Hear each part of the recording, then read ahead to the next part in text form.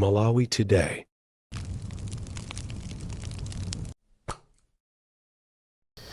Takulandirani.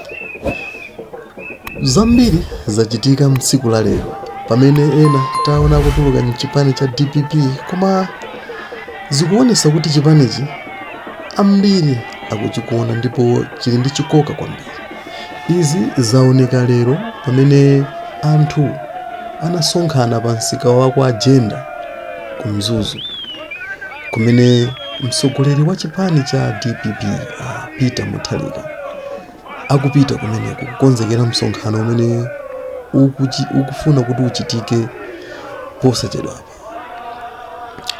Ndi kunalido anthu anakhala kuyambira masana ngati mmene tikuonera mu zithunzimu mpakana apa kukuda kudikirira mtsogoleri amene Profesa Arthur Peter Mutharika, ndipo anthu sanachoke mpakana anamudikira kuti iye afike.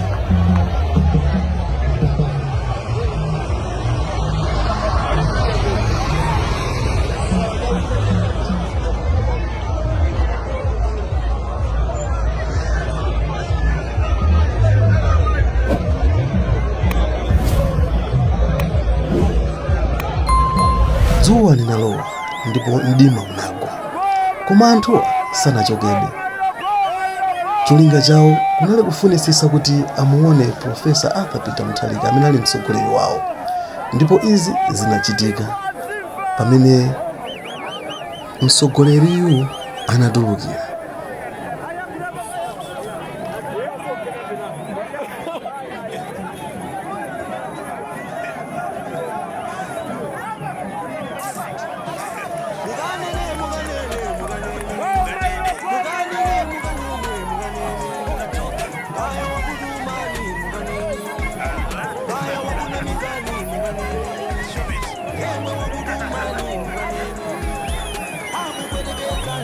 Kenaka iyeyo anayima ndipo ayankhuladi anthu amene akhala kumulipira kwa nthawi yayitali. Ndiye tiyeni timve kuti Profesa anayankhula kuti DPP oye!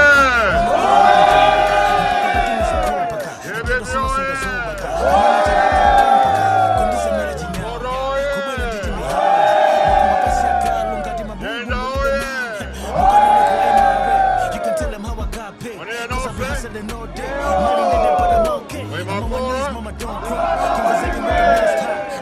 Isaidi Makor yoyamba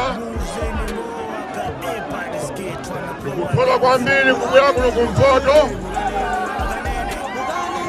maka pano pa Agenda